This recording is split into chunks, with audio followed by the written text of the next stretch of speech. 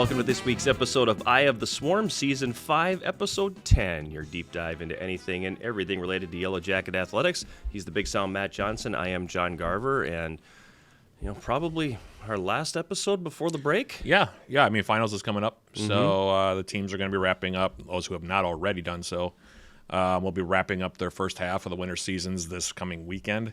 And then after that, everybody gets about a 20-day break. 15, 20. Not everybody. Hockey has a 20-day break, but because they're already done, men's hockey I'm talking about. Everybody else gets about a 2-week break, I think. And so depending on what team you are, it's 14 to 20 days, somewhere in there. Yeah. I mean, it's weird how fast it goes. I mean, men's hockey's already more than halfway through their season. Women's hockey's coming right up on their halfway point. And men's and women's basketball, they play most of their games second half, but Right. It's still kind of that line of demarcation when you get into the finals, into the winter season, even though it doesn't look a whole lot like winter outside right now. Right. But yeah, that's where the teams are at, and there are games still to be played, but not many coming up, and everybody will be done by the end of this week for the first half. So, And I said it in the open of our broadcast on Saturday that the Division III schedule is the weirdest thing. Yeah. Because you're off for 8 months, 9 months, and then that month and a half lead up into your season, teams are practicing like crazy and they're getting into all of this. And then you start, and 5 weeks later, you're halfway through your season. It's unbelievable how long you have to wait, and then once you get there, how quickly it goes. Yeah. I mean, it flies right along. And some seasons are more fast-paced than others, I guess, in terms of getting games in. Right. Because for some sports, there are lighter weeks, and then there are heavier weeks. For sports like hockey, the only time you really get a big break is now. Yeah, during the winter break. And so you get that, 2 to 3 weeks off in between, and then everybody, gears up, because the second half, then it really hits pretty heavy. Yeah. And everybody gets pretty heavy after that. Fast. Yeah, and some of it, and from my perspective also, is how many home games you have. Right. Men's and women's basketball have had a bunch of them in the non-conference. Men's hockey has been kind of split up, but they've had quite a few home games. Women's hockey has also been split up a little bit. So we've been treated a little bit just because we've had our teams in town more often. A lot of times that doesn't happen with either men's or women's basketball. A lot of times they have early season tournaments where they're away, or they're playing non-conference single games where they are away. Right. This year it just so happened to work out that we had a lot of Everything was at home. Yeah, it just worked out that way. So it doesn't bother me. I know it doesn't bother you in terms of our broadcast schedules, but Nope. It just worked out that way this year. And a lot of times we don't get the bulk of our broadcast schedule for the winter, you and me, until the second half. Right. So, it just so happened that we're both getting in a lot of games right now, which is Fine by me. Yeah, fine by me. I like being on the air, so. 100%. But Yeah. I don't mind having a break right now. No. I mean, there are times. Really don't. Yeah, I mean, during the holidays, it gets tough. We get also, for everyone watching, we do get a pretty sizable break in between the end of winter and the start of spring. Yeah. And that varies depending upon, frankly, factors that are out of our control. Yep. But usually get about 2 or 3 weeks in there too, which comes at a good time too, because you and I are both pretty tired after winter, because there's a lot going on for us in the months of January, February, and March. Right. But once we get through with that, and then we transition over to spring, we usually get about a 2 or 3 week break too. So that's sometimes longer. Which we don't want. Right. That's right. when we get into a month out on that, then we know there's a problem. Do you find too that when you get this break, like I typically will feel it here, and then definitely in the spring, you get sick? Yeah, I think it's like the body knows. I can come down from this for a little while here. I always used to get right around finals and stuff. I always used to get a bit of a sniffle. That was usually kind of what I got. And last year I got one, and living in the post-COVID world or the current COVID world, you're never quite sure what you have. Yep. But for years and years, I mean, after finals, I used to get a little sniffle or two. I think it's just because you're so keyed up. You don't even know exactly what it is. Yeah, and then when you come down from that, your immune system, it taxes your immune system, and your immune system isn't as efficient. That's just a fact. Right. It's a medical fact that's been documented. When you're under stress, your immune system doesn't function as well. So when you do come down from something and you're exposed to something, you're more likely to get it, especially if you're not getting enough sleep, but if you're working too many hours. And that happens to you and I. Yeah, that happens to us. Yeah, so, anybody who was around me last weekend knows. Well, and then you've got the added difficulty of having a little guy who tends to bring home germs with him from his classmates. Well, that's what little kids do. Yeah, exactly. From school or daycare, and they have every germ known to man. Yep, they can be on the germy side. Yep, and they bring things home with them, and then it usually makes its rounds, and before it leaves, the household, moves on to another household. Yep.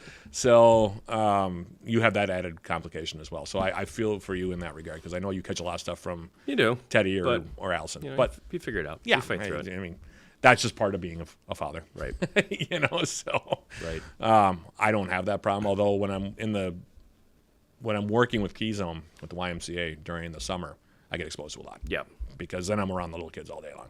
Right. And so if one of them gets something, then it makes the rounds, and pretty soon everybody's got it, including the staff.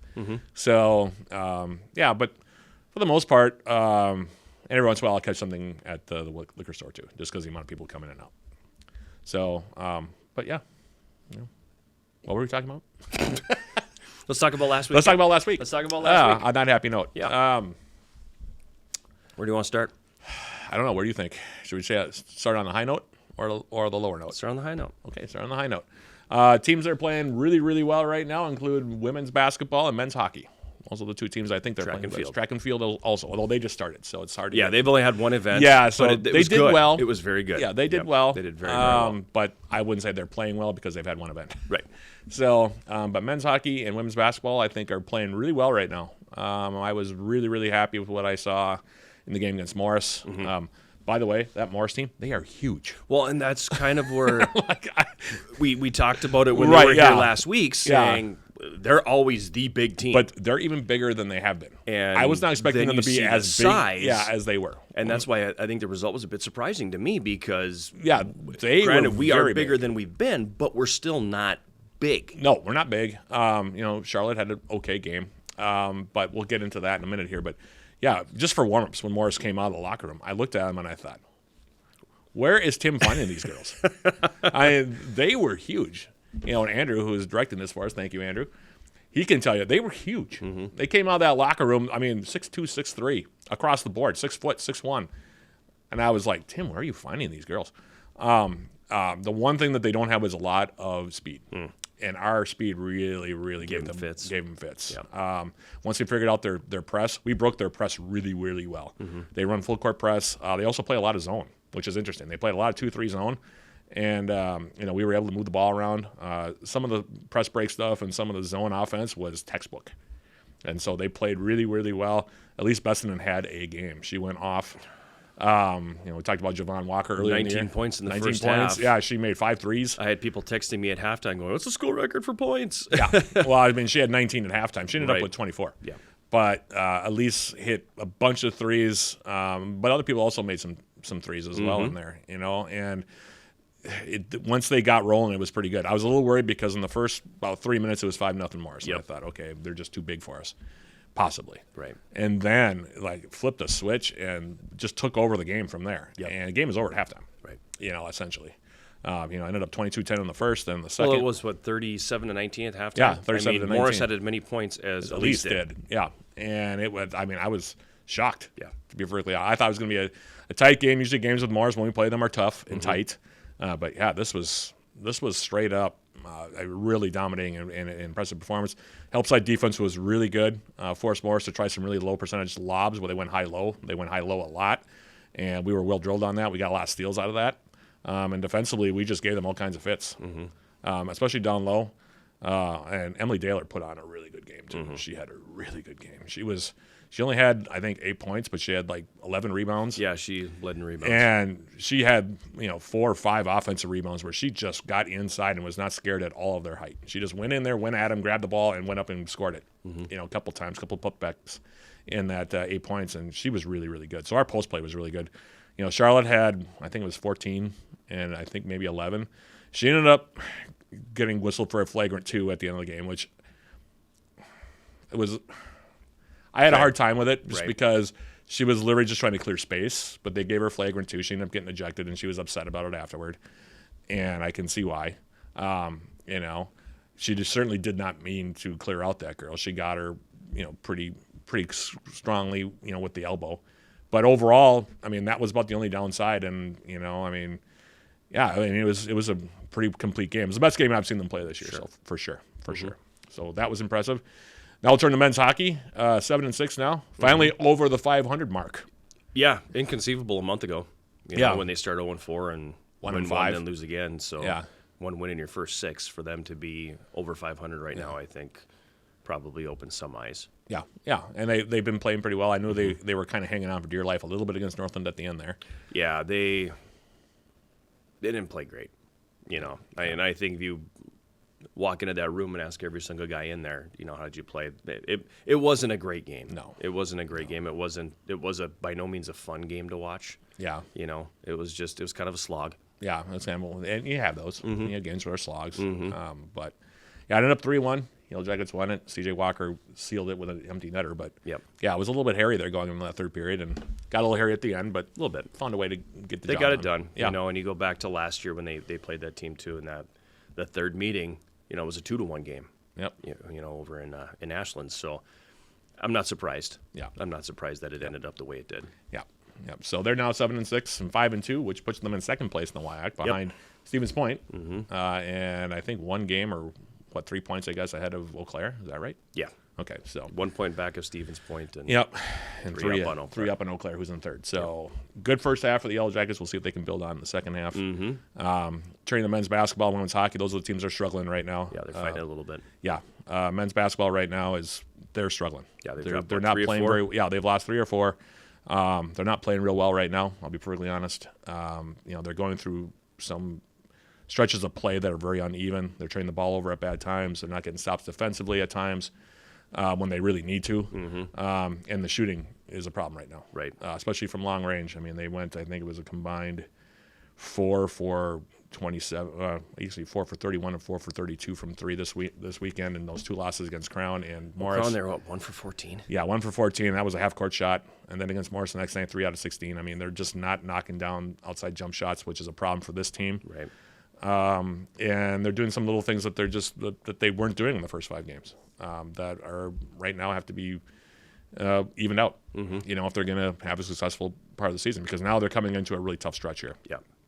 Got Eau Claire tonight, which will be, again, they'll be on the radio with yours truly here as we record this on a Wednesday.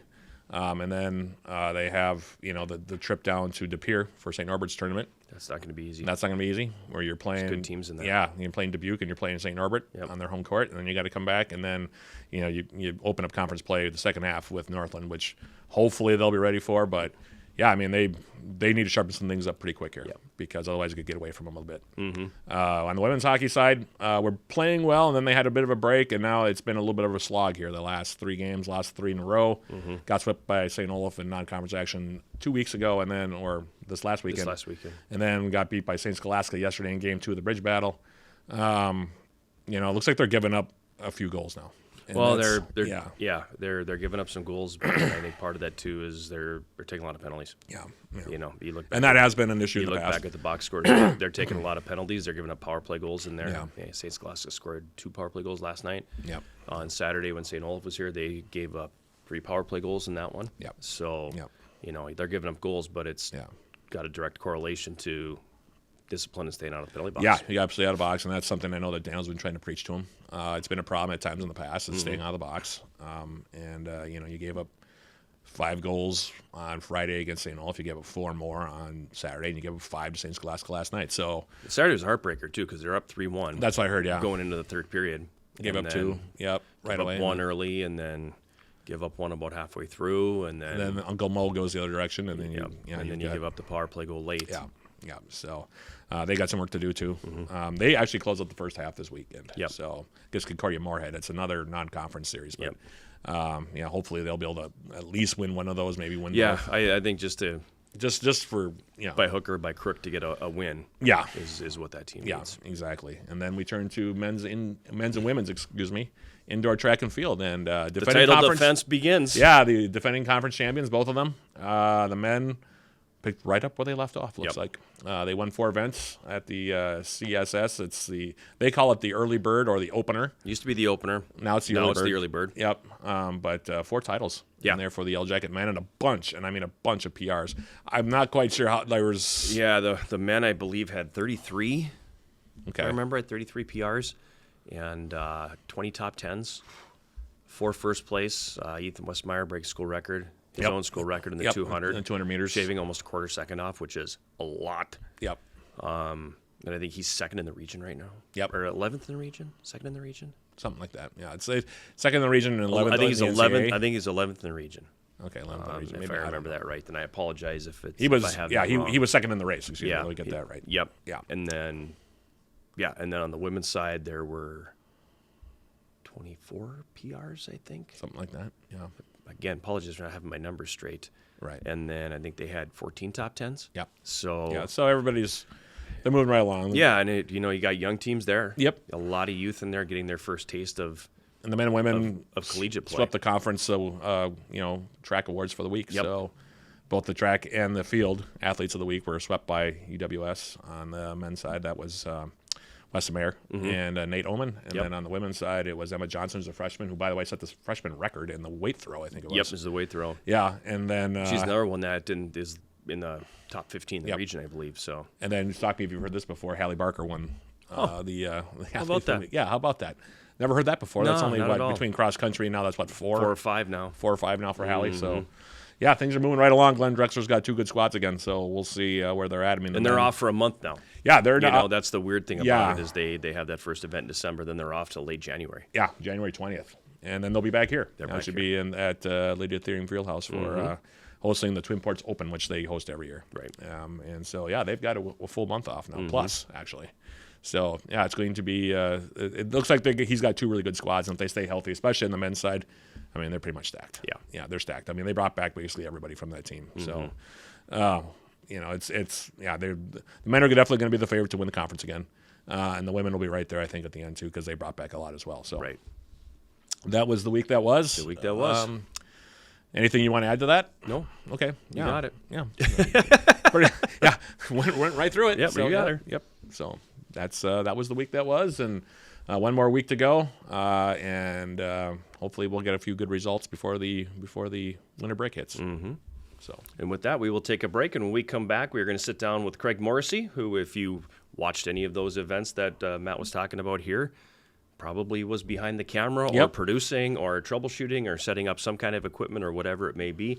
We're going to chit-chat with him a little bit about the iFan Sports Network, its origins, how far it's come, where it might be going. So it should be, for me anyway, kind of an interesting conversation. Yeah. Well, I mean, I've known Craig for a long time. Right. I've worked with him for a long time, so I know a little bit more, but yeah. Yep. So we'll have that conversation when we come back. You are listening and watching Eye of the Swarm.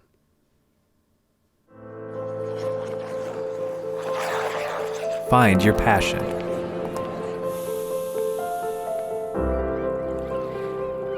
Find your people.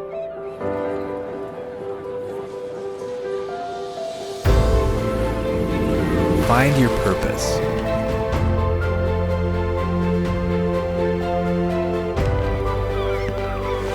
Find your superior.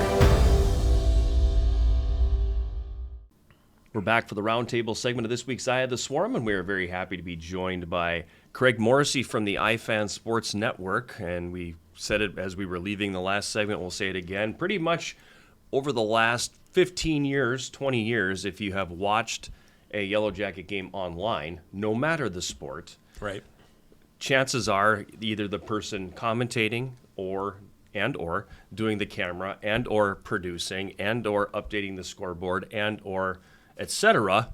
is this guy right here, Craig Morrissey. So thanks for coming by today. We appreciate it. You're breaking my hidden secret. Well, you're not hidden anymore, man. You're out there. Yeah, now you're out there. Because now they can see you and know who you are. Yes, now that we're on video, the viewership has skyrocketed, so everybody knows. And it's funny because they still come up to him and go, "Are you the person who does the announcing?" Yeah. So I was like, well, it's pretty much one of the 3 at this table. Yeah, one of the 3 of us. That's and right. when we're doing it also, and like I said, it's being streamed and you hear John or me, he's behind the camera. He's behind the camera usually. So, yeah. Camera tech, one of them, I'm there. One of them. If not, I'm at the game. So Swarm Central is fantastic.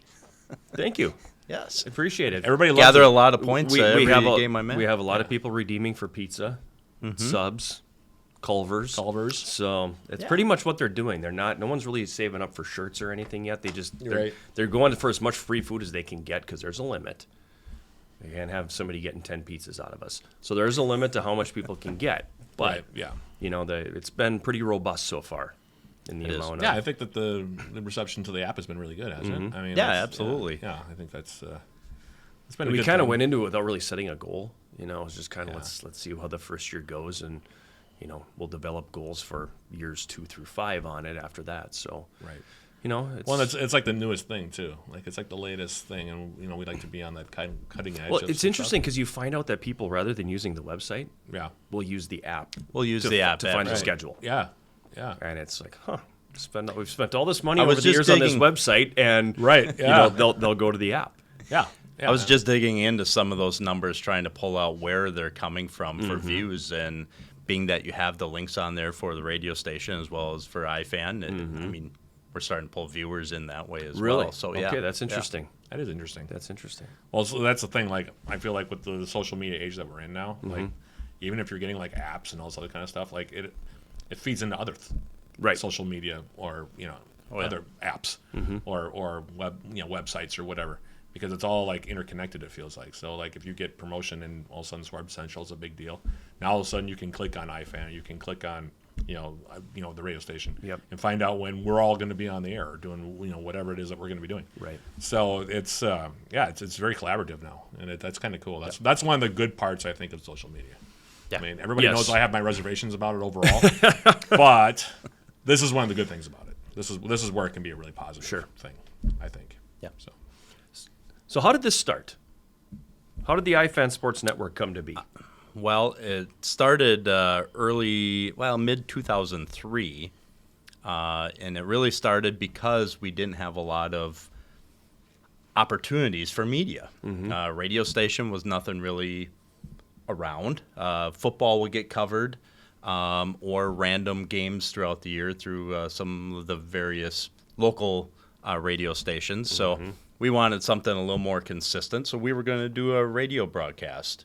And our partner that we streamed with at that time said, hey, would you like to do video? And, well, with my partner, Dave Williams, which we'll give him the shout-out on that, too, he has television production background, and as well as working in radio stations for a lot of years, said yes. And so midway through 2003, we played with all that information and trying to figure out how to make it work on a dial-up network, which internet was not the most best and robust back in those days. Right. Which you were using things like Clearwire if you want to bring out some old wireless technology. So, yeah, it really started there. And then from that standpoint, it just got to the point either we do something with this or we have to just say, let's disband and move. So Right. we had a couple of great people that were involved early on and said, okay, let's go. Let's make this happen. So 2004 we started, and then from there it's been gangbusters, learning, adding new technologies, and then technology gets better, hardware gets better, which means your picture and production gets better. And I think, if I remember right, it was kind of a vehicle more or less for football and basketball at the beginning. Yeah, we didn't really go crazy. We were doing different things. Obviously, it was the high school sports, where our very first broadcast was Northwestern High School football game, and which has been interesting because I've done stuff throughout the state and different tournaments and that sort of thing. And I had a comment the other 2 years ago. It was a gentleman from the WIAA said, boy, you guys are pioneers of the streaming world here in Wisconsin. And he's like, I remember watching these little schools up in northern Wisconsin playing basketball and such, and we would never have known had you not been there doing those games. So it was really neat to hear that. It's a nice Right. compliment. And being we're in our 19th season of broadcasting, it goes by so fast. Telling me. Yeah. Yeah. Well, and you've been around just as long. So, Right. I mean, it's, I think this is year 18 or 17 and a half for us with UWS. So, we've gotten to see some fantastic games, some great athletes come through and have great conversations on, off the courts and fields. And it's been a lot of fun. When you and Dave initially waded into the pool on this, did you imagine 20 years? Did you really No, think I it don't. would have gone this long? Not really. I guess I never really And you'd thought be this about involved. how long it would go. It was just a lot of fun. And for me, coaching, playing, all that, this was my way of being involved without, for lack of better words, having the politics Right. per se, right? So now I get to go in, I get to share with coaches, SIDs, ADs, parents, players, and the only thing I worry about is, were we on? So that's I don't my have biggest to worry thing. About, And and the zone biggest thing, defense or anything like that. Right, I can just worry about right. exactly. So for us, it's been a lot of fun because we have a lot of great people that have come in. A lot of people have donated time. A lot of people have worked for small dollars for us for over the years, and we were doing things at different times where we were doing it on a shoestring, and people would, if we kind of pulled the curtain back at that point, people would be like, what was going on? I mean, I think back to those days, we would work with My Nine, which we help Tom Hansen, shout out to him in the class because they're tuning in Yep, here. because they're tuning in. But you think back to those times, we helped start the My Nine Sports Network, and we were doing replays for UMD football. And you know how those were being done at that time? NVRs. We had 3 NVRs stacked up with the cameras all connected to those, which we were recording. And we had one person that would sit and would pause it, rewind, play it in slow-mo, could rewind, go frame by frame. Seems like so much work. And it was, but we didn't have the $30,000 for a 3-play system to go with our TriCaster, so we had to come up with different ways, and Dave was the one that kind of came up with that idea, and no one knows on the backside. It's just what it comes out on the screen, so and it worked well. But yeah, things have all changed. Things gotten a lot easier and a lot more refined in that standpoint. So It's funny because my first broadcasting gig, I worked directly with Craig and Dave. And I was on My Nine. Yep. In fact, I think I have some of those videos. I think I just found them the other day. Okay, Yes. I was color commentator for UWS men's and women's hockey, which at that time was actually being televised on My Nine. And that was my first broadcasting gig. I was the color man, and my play-by-play was a guy named Mark Lang, who came from UW Whitewater. And then I think he came for a year, and then he left. And so I met Dave and Craig pretty much right out the chute. Like as soon as I stepped into that role, because Steve Nelson is actually the one who hired me to be the color commentator, because the Northland News Center was providing the play-by-play guy. So then they were looking for color. And Steve Nelson, the former athletic director and men's hockey coach who you played for, John, he hired me to be the color commentator. I had no experience in broadcasting whatsoever at that time. And I came in, and I remember the first day, but we had a lot of fun. And I met you and I met Dave that day, and it was like, these are pretty good guys. Yeah.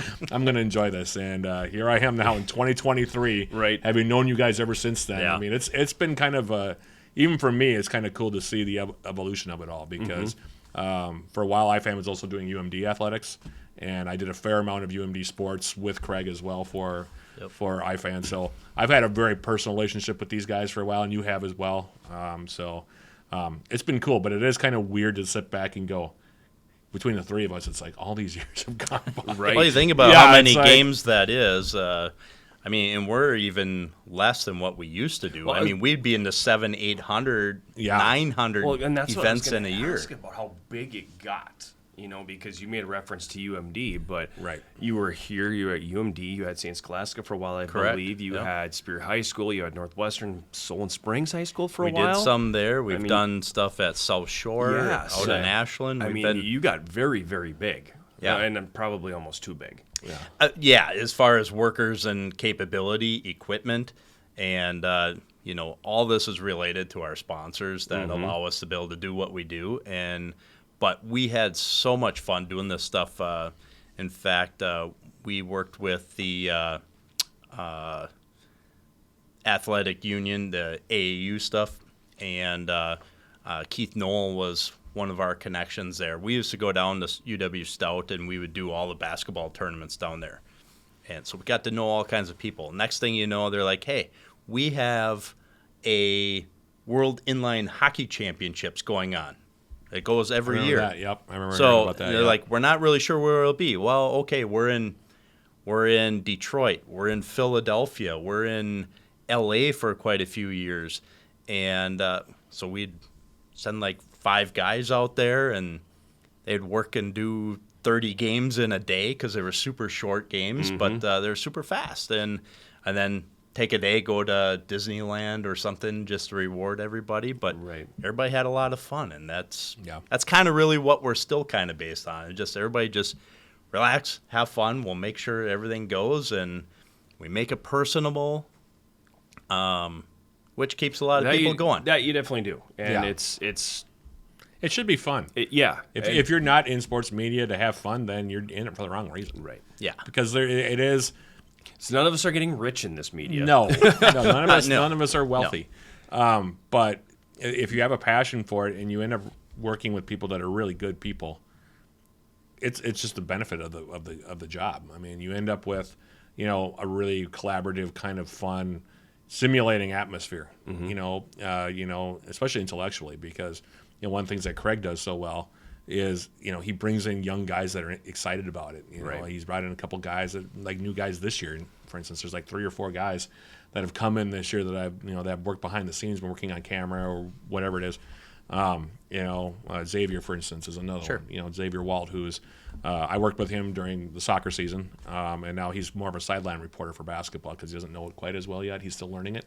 Yep. But it's one of those things where you're bringing in these young guys that are excited about it. Xavier wants to do it. When he gets out of school, that's one of the things that he wants to do. And you've brought in a couple other guys also behind the scenes right now that people don't necessarily know, but are putting in a lot of hours. Gabe for the last few years was a guy that came in and did a lot. So I think it's really cool because you're opening up those educational opportunities as well, and it seems like the students are gravitating toward it and they're enjoying their experience with it. Well, and I think part of that too, we got to thank Tom Hansen involved with that. He's been involved with us for a lot of years as well, and he's such a great advocate on our side, and now helping out with the multimedia journalism major here at UWS. That's been really kind of fun because that's where these people are the people that we're looking for.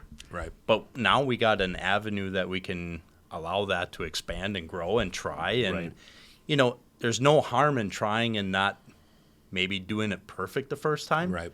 I say we're not curing a lot of ills. What we are doing is filling a void where people can't get here. Yep. They'll be able to see it. Right. Yeah. Or we can capture those moments that maybe it was, a kid's first goal on varsity, or maybe his first minutes playing here on campus. And, and those are all things to be celebrated. And I've been looking at this a lot more, too. It just kind of going back and looking at, we really should be celebrating, especially our lower levels, even the high school side of things, because you're looking at less than 2% of kids move on to play at a higher level institution. Right. And so a lot of these kids, this is their experience, what they're going to take when they go off and tell people, and they're going to remember those memories. And we should be celebrating all those players at that level. And then we can move up here because those have taken that next step, and we get to share in those too. So even the ones that are sitting all the way down the bench, every single one of them, you think of that, they were in that top 2% that are here. So they can play, they can participate, they can do it. And so that's what we want to really celebrate on that, and I'm hoping that comes through. But I know we still get parents that come in and say, yep, I'm here, the husband, the wife stayed home because they wanted to listen to you. So, and then send a shout out. So, that's fun. That's fun for us. We get that, and one of the things I personally experienced that when it comes to men's and women's soccer with UWS here, especially when they watch on iFan. I think I've gotten a lot of compliments, and I don't know, Craig, if you have too, but of our production quality for our soccer broadcasts, because soccer is not an easy sport for people who don't know it real well. Right. And thankfully, between Craig's camera work and with my work in play-by-play, we get a lot of compliments about our production quality and stuff like that. And I take great pride in that. And I also say though, Craig's a lot of that too, behind the scenes. Yeah, and, it's fun. I said, it's fun to be in and do that. Yep. Don't matter what. For us, the production side of things, that's fun. it's always fun. Like, we have our partnership with KUWS. I get to take you off the radio, and I enjoy sitting and listening to you. I listen to you when I'm not at the rink and you're on the road. I listen to it and I get the little laughs, and I'll send you a text occasionally like, "Oh, that was a good one," But it's fun, and that's what it is. It's about joy and really enjoying it. And like I said, you guys all make it easy as well. And we're looking at all these new folks that are coming in, having some real energy and really wanting to get into that. I mean, it's the same if you go with the production crew here for all the camera folks. The photography side of this, those guys are all fantastic, and they all have ideas, and they all want to share ideas. And we got a couple that we're going to look at trying to institute and share across the board, too. So do tell. No. Oh, we're not dipping in too far yet. Okay. But we got to try before we reveal. So we got a couple things to work on there, but that should be pretty fun. And as far as like D3, just multimedia groups, I mean, ours is as good as it gets, I think. Yep. I mean, I can't think of another Put them up against institution, anybody. Yeah, that does what, the amount of not only the amount of stuff that we do, but do it well.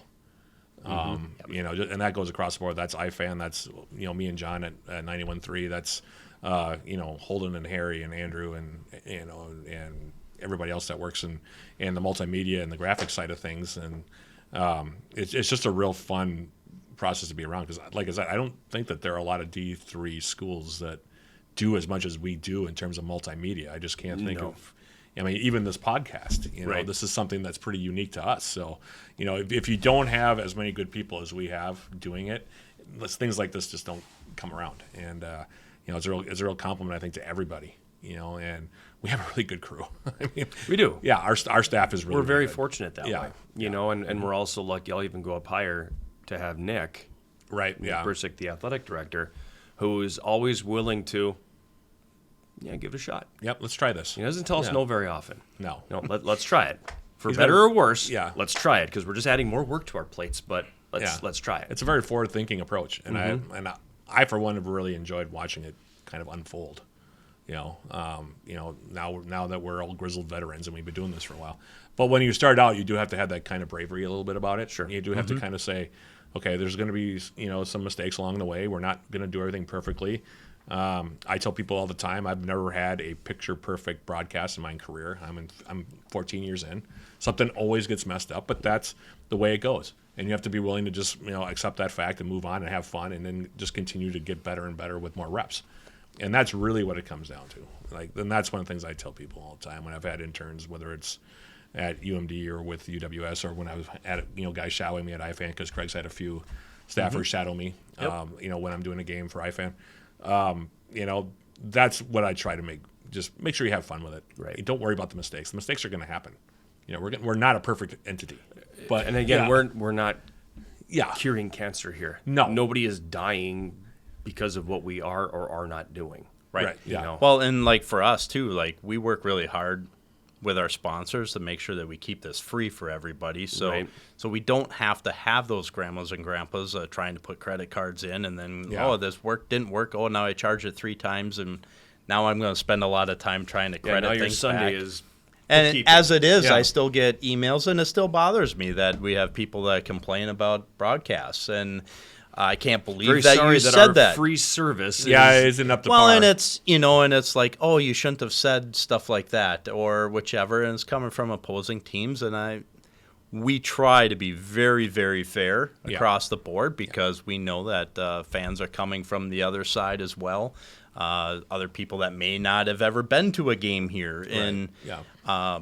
we want to make sure that we put everything in the best light. We try to Right. talk nice about every player team, but yet we're still a home production. Yeah. And Yeah. I could point out some really savage broadcasts when you go to visiting or opponents' Yeah. places. So I think we've done a really nice job that's with that. one of the things that you and I have talked about.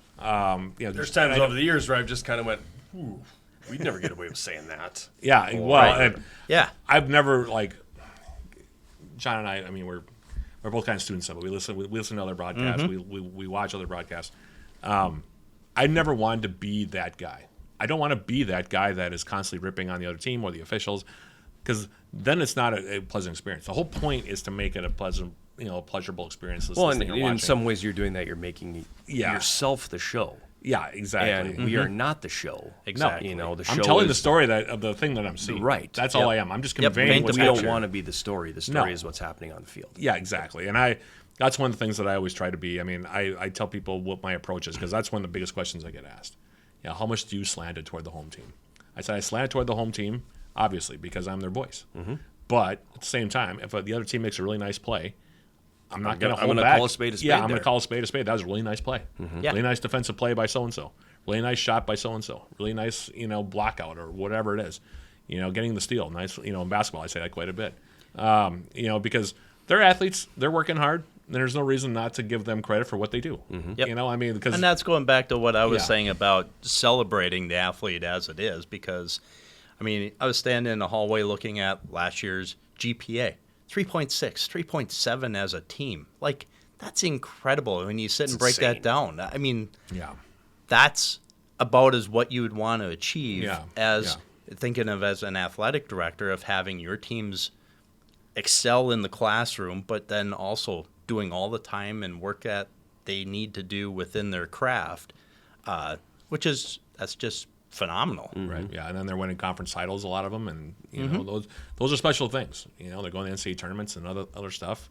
So it's sort of almost like the sports side of it. While it's a big part of their lives, when they do well, it's just kind of like the icing on the cake, because there's a lot more going on behind the scenes that people don't know. Right. And that's the part that we try to be sensitive to. In the same way, I don't try to call out officials all that much. If there's a really egregious call, I will bring it up.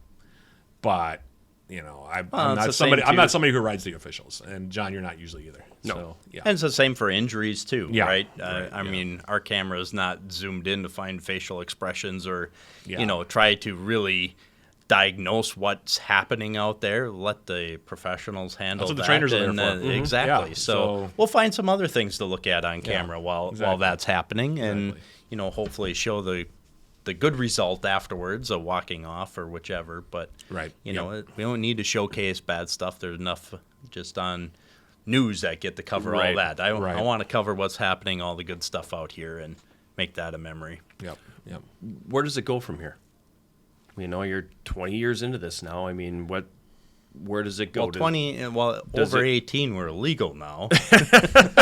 A legal network. We're a legal network now. Okay, in 2 more years, your network can buy its own beer then. Yeah, right? Yeah. Well, I guess never really put a number on it either, right? It's one, as long as having fun, as long as we can have people helping, and whether that's paid or, we're pulling interns in and all that. And that's kind of where that step has gone. I know I've talked with Tom over the years, a lot of different ideas about what we would like to see for, quote, that UWS channel, so to speak, on our network. And, it's been great. I'm a graduate from here. I love giving back. I love showcasing it, talking about it. In fact, I have a day job, right? So talking with... That's a great point. It is. So at that standpoint, I was talking with a counterpart within our company down in Chicago who graduated from UWS back in, it was like 86, 87, something of that nature, talking about the school and all that and how many great memories he had about it. I said, boy, you'd hardly recognize it to a degree if you came on campus again today. Right. And he goes, I know. I was just there and took a drive through and was telling my family about all this and that. And so that's really neat to be able to come back, see the changes. And this campus has been revolutionized as far as the amenities that are here, all the different pieces. It's not your same old, what you would think UW Superior once was. Right. No, it definitely it's changed even since I've been here. And now we got the stadium coming in the spring, and there are future plans there in terms of the athletic facilities, long-term plans. But it's one of the things we talked about with Nick Bursick.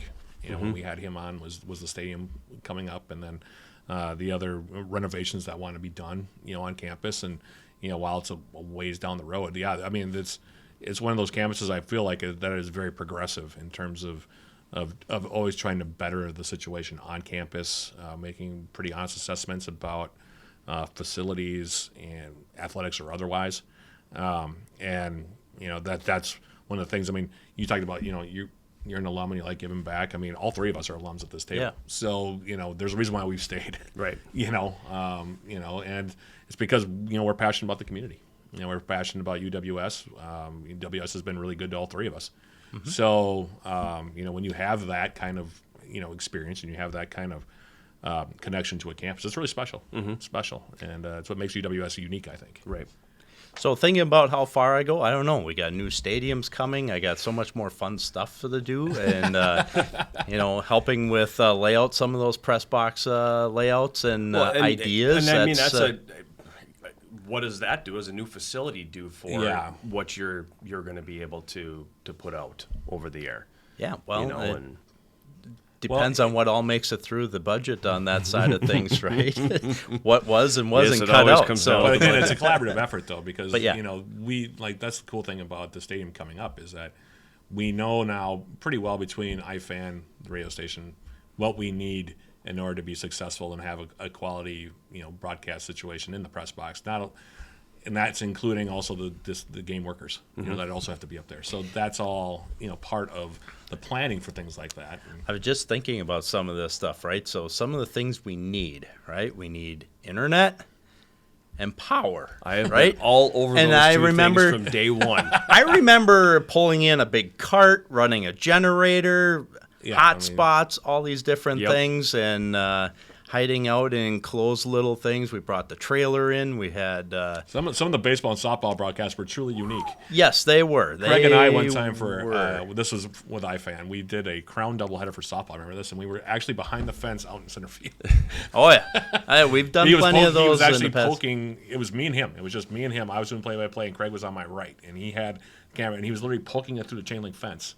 Because this was before the NBC Spartan Sports Complex was around. Yep. So we were playing across the street over in Liebert. We're at Liebert. And that's because we could get power out there. Yeah, exactly. Because there was a plug-in actually on I think the light pole. Yep.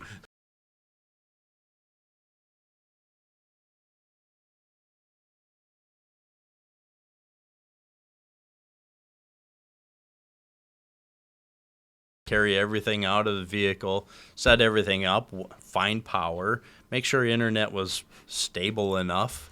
Well, there were several times we did games over there where I would say, Craig, are we going to be able to get this done? He's like, oh, just bear with me. I'm working on it. Just hold on. We still got 3 minutes before the game starts. So because you're getting down and you're like, oh, my gosh. But somehow we always seem to get through it. So that was But yeah, there were some truly inventive, and if you want to go down memory road with Craig, he'll tell you some truly unique setups we've had. Some incredible stories, especially when we go back in.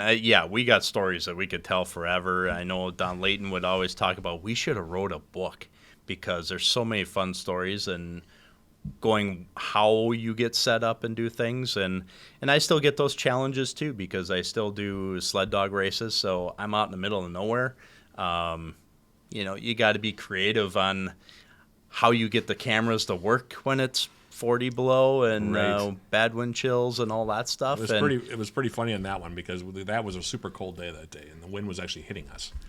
And I remember in between games, this was, like I said, this was a number of years ago. This was probably, 2014, 2015, 2016, somewhere in there. In between games, we just dashed into his truck and we sat there for 20 minutes, and then because we were both freezing. Yeah, exactly. So we got into his truck and then we came back out and then did the second game. But yeah, there's been some truly unique experiences, and I can say that firsthand. I mean, John, I know you've seen them too. Yep. And you and I have also had some really unique setups on the road for games. Yep. That we've had to do. So people don't really necessarily understand, I think, how creative we have to be at times. No, I don't think they do. Yeah, I know. I get things to work. I think if they understood the amount of time that goes into it and how creative you have to be sometimes running 200 feet of extension cord to get power to a location, or the one time in an arena that I had to have 250 feet of phone line so that I could plug in and still be in the rink to call a game. I had that too. Those kinds of things. I think they'd be less apt to go, hey, wait a second here. I got a complaint.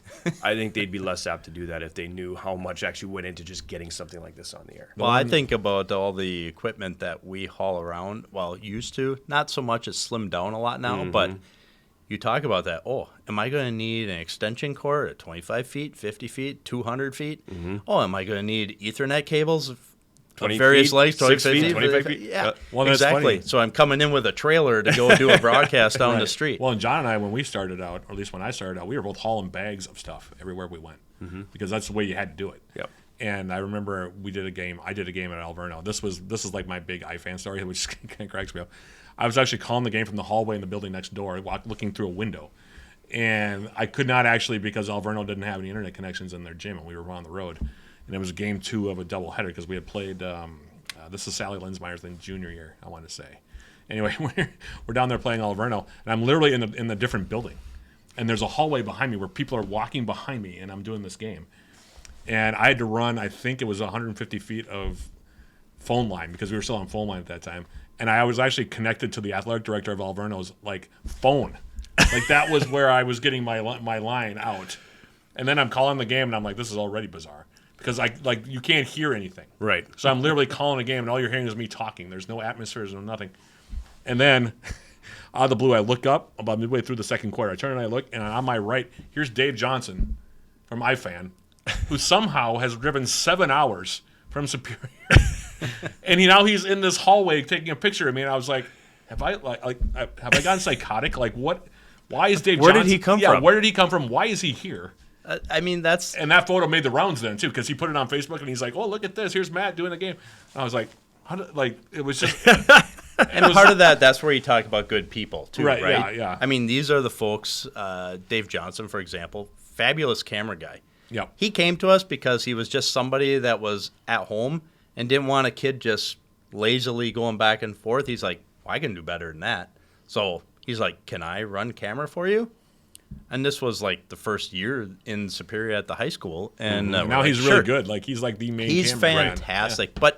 But he cares so much about sports in our area that he'll go stand out on a street corner and wait for that bus to roll by just to snap a picture of it or something. You know, he's just always listening, always watching, and it's fun to have those people too because, man, I get some crazy messages that come across. Did you know?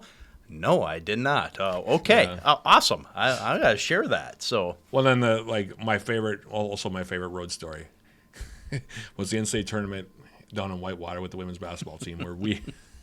Speeding ticket. Yeah, the speeding ticket on the way out. We ran out of gas on the way down. Great thing is I was not part of that. You were not part of that, but that was an iFan broadcast. It was was me, and I was also doing it on the radio. Yep. So we were down there, and Don Layton was driving. And what ended up happening was we ended up – so this is after you told me, because the NCAA used to allow the media to ride with the team. Now you can't do that anymore. So we had to find a ride. So we all rode together. And we went down to the cities, and we had to pick up Sam and Dave. Yep. Dave Williams, who you brought up, came from South Dakota to actually produce the game.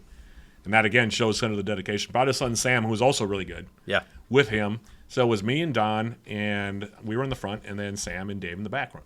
And on the way out, we're driving, and we get past, and he's talking away. Don just keeps talking. And pretty soon, we get near Madison.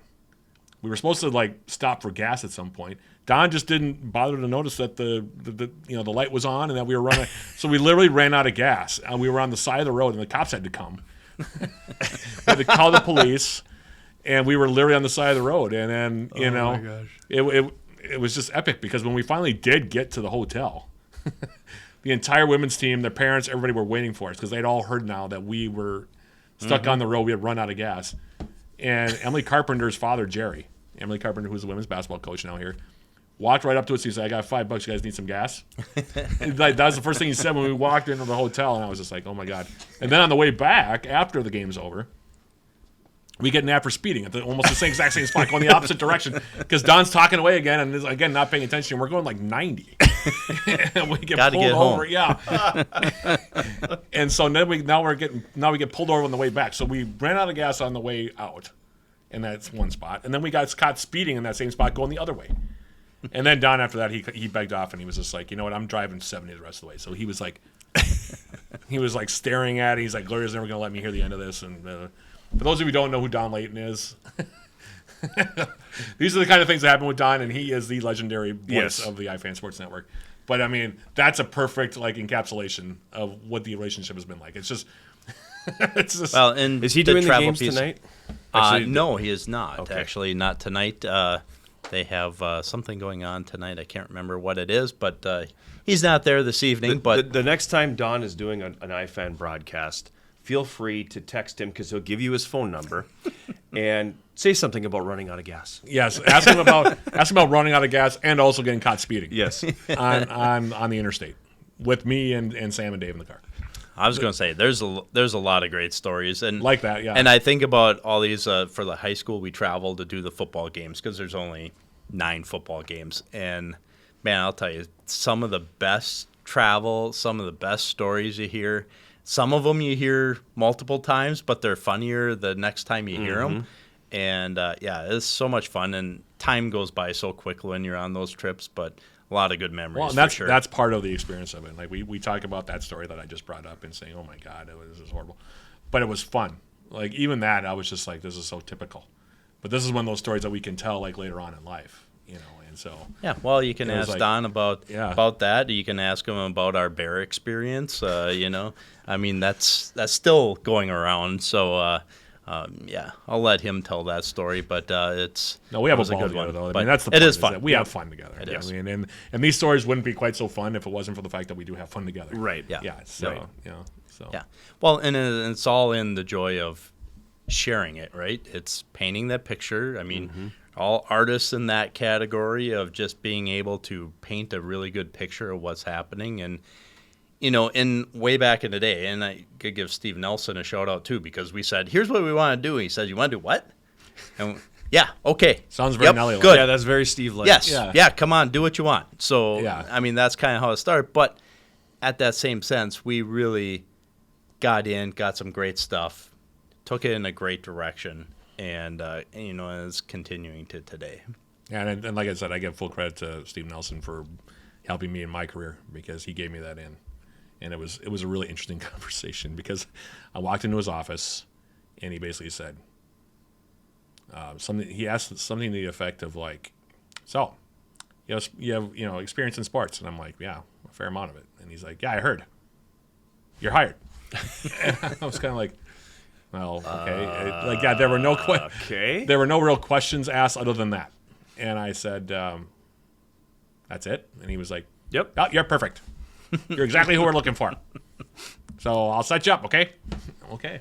And that was pretty much, and then later on when I became play-by-play voice, because at that time I was only doing color, it was the same conversation basically. I walked in and the only thing I said to him was, "Steve, I've never done play-by-play. Doesn't matter. You'll be fine." Yep. At some You'll carve point, your- some you'll of carve us- your own way. None of us have. At some point, Yeah, we were right. all in the same boat. Yeah, exactly. exactly. I was terrified when they told me I was doing it for the first time. Yeah. Well, and John Munson was the same way. He was kind of like, "Oh, well, we'll give it a shot. See what you sound like." Mm-hmm. And then after one half, he was listening to me, and he said, "Pretty good." Well, this Pretty is good. just like radio We'll keep and ya. TV right Yeah. now. A big, large crowd out there, right? Yeah, right. I mean, yeah. so No, the so, I mean, you class really is talked to- over, so Yeah, some Yeah. of them probably stayed, but because some couple of them usually do. But yeah, but that's the fun part of it, though. It is. When you have those stories about how you got. I mean, because I like at a certain point, I kind of like got thrown in the deep end of the pool, and I think that's how you feel at a certain point when you get into it, especially if you're on air. It's not so much if you're behind the camera, but when you're on air for the first time, it can be a little bit of that. They just kind of like the eyes get big and they kind of freeze up a little bit, and then you're not quite sure. right. But it was But it's the willingness to try. you right. know, Yes, and exactly. You have to have the like I willingness to said, give it a shot. You Yeah. get those young guys that are excited about that, want to try something different, Mm-hmm. and they're not scared to try it. Right. Right? Yep. Go ahead, figure out what you need to do the next time, or Yep. survive on what you did. I Yep. mean, there's nothing, as you said before, there is nothing that we are curious.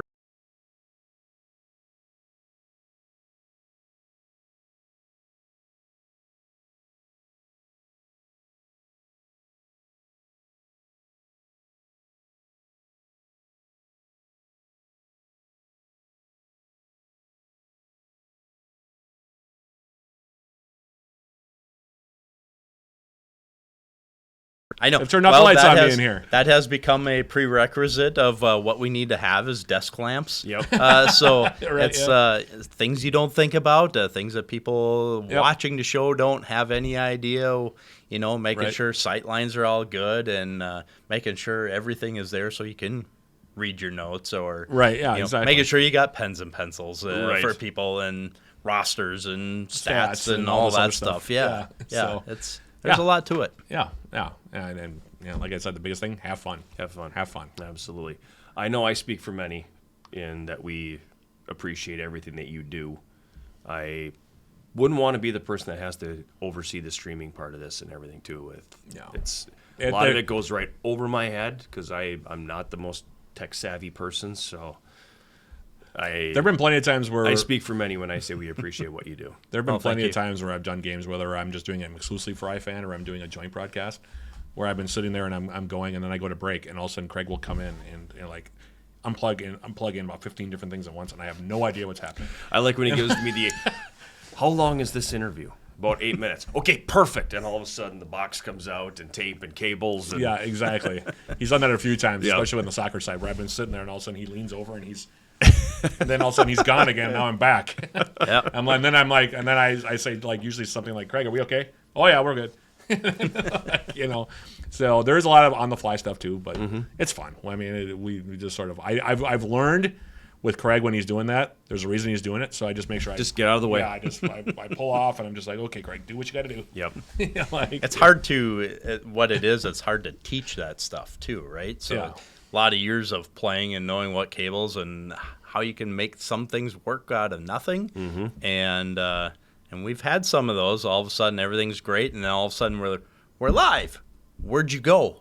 Yeah. We have no audio now. It was just here 2 minutes ago. Right. All right. Yeah. Exactly. And then all the social media stuff starts. We can't hear you. Yeah. Exactly. You guys are not streaming. You used to get that. But I would say a lot of this has changed, and I got to thank all of our sponsors for that too, because that allows me to be able to budget and plan and do some new cameras, replace hardware, which we ended up doing a lot more this year than I had expected to do, as far as our big computers and everything that drive everything. But by doing that and planning and budgeting, now I kind of have sets in every place, so it's not tear it down, carry it to the next spot, set it back up, that wear and tear and moving around. Now I come in, just kind of flip a couple switches, make a couple adjustments, and we're on and ready to go for the most part, usually. The collaboration is pretty much, it's grown kind of organically in that regard. Right. Because when Craig started out, and I know this for a fact because I was there with him, you had to tear it down and carry it to wherever you were going. Yeah. Mm-hmm. Now, you've got permanent setups at Mertz. You've got a permanent setup over at the high school. I know you have a permanent setup up at Westman. So now you can just show up and be like, okay. As well as at the high school. We have one out at Northwestern. That one a little more of a travel because they still go on the road. But, it's makes it a lot fantastic. Got one in the trailer that's ready to go for remote broadcasts or being on the road, that type of thing. But there again, it's part of that is planning. And things don't wear down and break as much if you're not hauling them around. Yeah. And the great thing is, I have a back seat in my truck now, so I can haul more stuff. Oh no! I can I don't have to carry to haul stuff. Yes, I can carry a small kit just to have a couple extra cables in case audio disappears. Channel your inner Dave Williams. Right. Yes. I got a cable for that. Yep. Exactly. Because Dave was kind of the master of that. Yeah. Definitely. Yes, he was. Absolutely. Yeah. So. Final thoughts? It's been a lot of fun. I can't believe it's been 20 years, but I know. I've been around for about 15 of it. So it's kind of crazy how time flies when you're having fun, and that would be the best way to describe how the relationship has been. But here's to another 20. Hopefully, we can keep doing this and keep growing it because it's now become, there was a little bit haphazard at times at the beginning, and he'll tell you that there were times where we weren't quite sure how this was going to work, right, or what it was going to look like, or even sound like, or if we were going to be able to get on the air. Now we've gotten pretty consistent with that stuff. Now we've gotten to the point where we can pretty reliably say, hey, look, game's going to be on, we're going to be on. We'll start the stream usually about 10, 15 minutes ahead of time, so you don't need to worry about that. We're not going to be there. So then the question then becomes, where do we grow from here? And I'm really curious to see what the answer is to that question. So, Yeah. Pressure's on, Craig. A lot of stuff. A lot of stuff. on tap. A lot of plans. There's only so many hours in a day, but I use as many as most I of them. can. Yes, Oh, I yeah, can. I hear absolutely. about it, but yes, I do use as many as I can. So, a lot of good stuff, a lot of collaboration, and that's the fun part of it. You guys do a great job helping us as well, and so that's going to be appreciate fun. that. And then Thank those you. new folks that are coming in, I love that energy that they have. That gets me kind of fired up too, because they want to absorb and learn and Right. grow, and that's what's going to fuel for the next For the next transition generation, piece. Is their ideas. These guys with cameras and all the different things that they can tap into and do now. I mean, most of them can do more stuff on apps than I can dream Right. of, Right. So, Right. Yeah, so with that, that's the exciting part for me, and I really look forward to that piece of it, of learning and growing, and me learning as well. So, yeah, fun. Yep. Those are my thoughts. All right. That'll do it for this week's episode. We want to thank Craig Morrissey from the iFan Sports Network for stopping by, Tom Hansen and his class for tuning us in via the live stream that live was hidden stream. on the backside of YouTube. So for Craig and for Andrew behind the camera, the big sound Matt Johnson, I am John Garver. Thank you for watching Eye of the Swarm.